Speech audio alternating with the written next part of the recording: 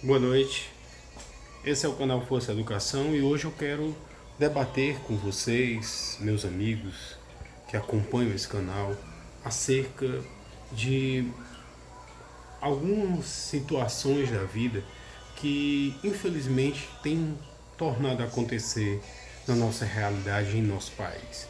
Primeiramente eu quero falar do triste fato que acometeu o senhor William Prado, lá na cidade de Diadema, em São Paulo.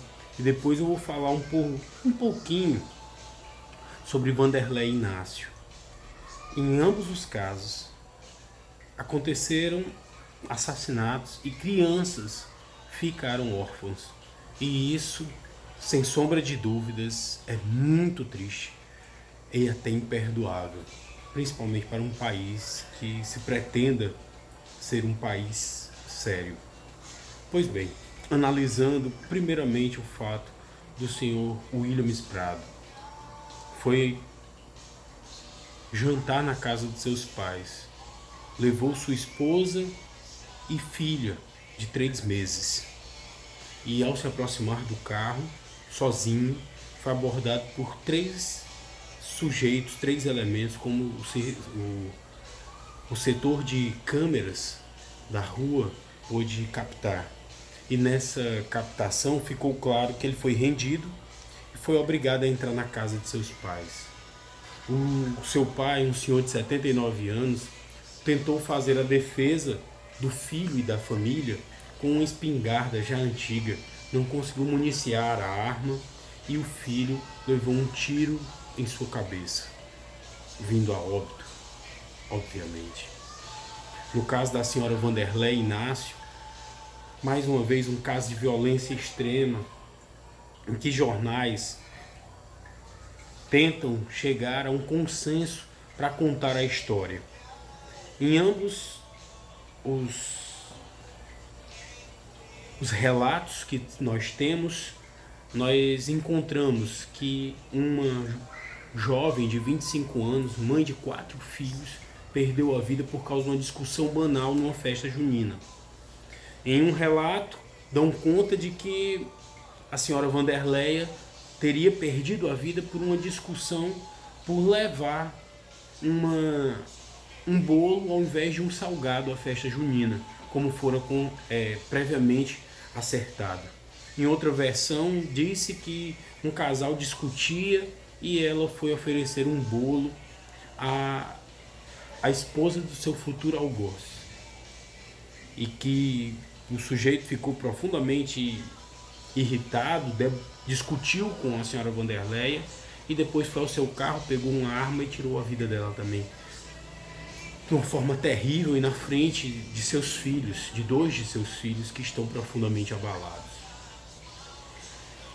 Eu quero ainda lembrar de um outro fato, o fato do ator Rafael, que também perdeu a vida, o garoto que interpretava a personagem Paçoca na telenovela Chiquititas. Bem, o ator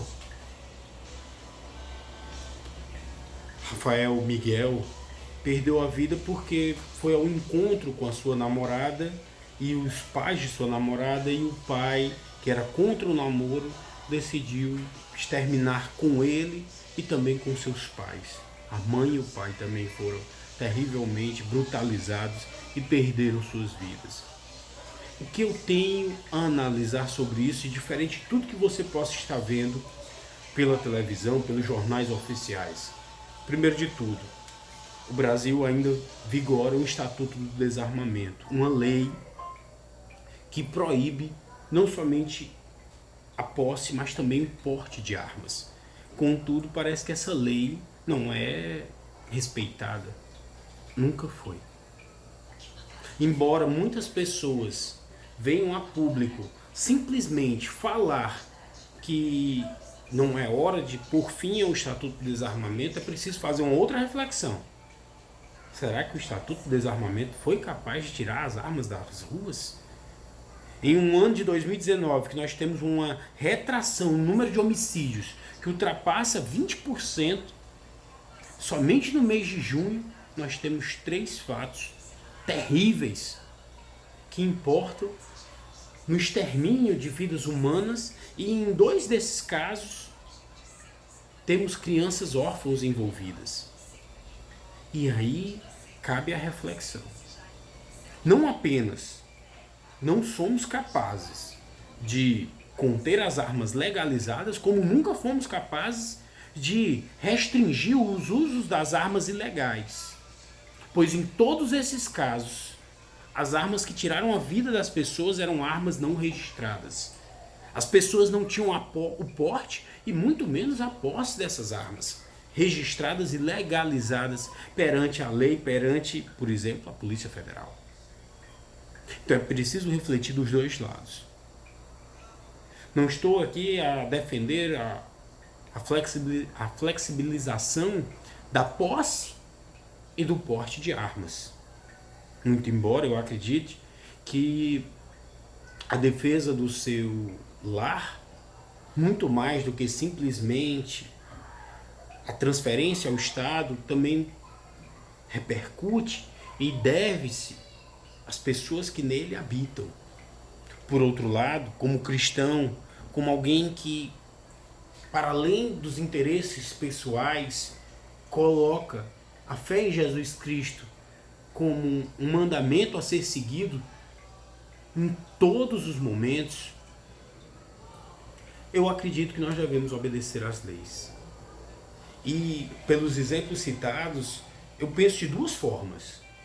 A primeira, como nós somos infelizes por não conseguirmos defender nossas famílias diante de uma barbaridade tão cruel quanto furto, discussão, ódio,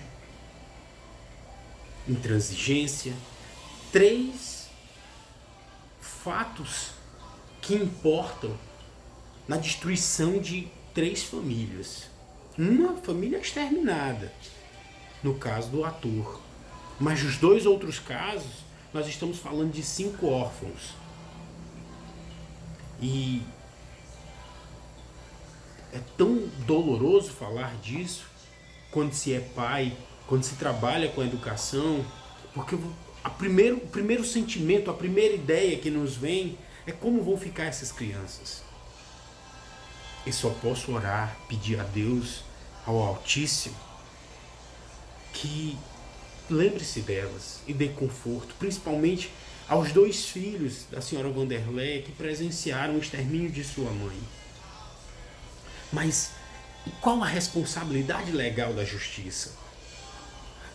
No caso da senhora Vanderleia, o Ministério Público parece que não foi efetivo e não foi capaz de impetrar persecução penal. E por isso, o algoz, o assassino, apresentou-se à justiça alguns dias depois do fato e foi liberado, pois o delegado não tinha um mandado de prisão em aberto contra esse sujeito, porque parece que o Ministério Público prevaricou, não cumprindo as suas funções legais. E às vezes você vê o Ministério Público envolvido em tantas coisas desnecessárias, tantas coisas pequenas, e num caso de homicídio, num caso que tira a vida não somente de uma pessoa, mas também de sua família, o Ministério Público não se fez presente. Não fez valer o munus público tal qual é descrito na nossa Carta Constitucional. E diante de tudo isso, eu convido você a refletir. Primeiro, temos capacidade de portar, de ter sequer a posse de armas? Pois o pai do senhor Williams teve por um momento armas legalizadas para fazer caça. Mas o senhor de 79 anos parece que já não era mais capaz de municiar sua espingarda. Pior, parece que a espingarda já nem funcionava mais adequadamente. Não havia limpeza, não havia o cuidado com aquela arma. Mas reitero, a gente precisa refletir também de quem importou esse estatuto que nunca conseguiu desarmar as pessoas, principalmente aquelas que são criminosas. É preciso refletir sobre isso também. E nenhum jornal tem apresentado este fato. Por quê? Vocês sabem que aqui no canal não é a primeira vez que eu critico esse tipo de jornalismo, que considero efetivamente desnecessário. Um jornalismo que procura muito mais defender uma posição ideológica do que levar a lume o esclarecimento da população. Mas mais do que isso, precisamos refletir sobre a violência no nosso país, que embora tenhamos reduzido o número de mortes em mais de 20%, ainda não é o suficiente. Somos um país extremamente violento, isso é um fato. E precisamos sim tomar todos os cuidados quando saímos com nossa família, quando estamos reunidos em ambiente público. E no caso do senhor William Prado, até mesmo quando você vai visitar um parente e precisa ir até uma rua buscar o seu veículo.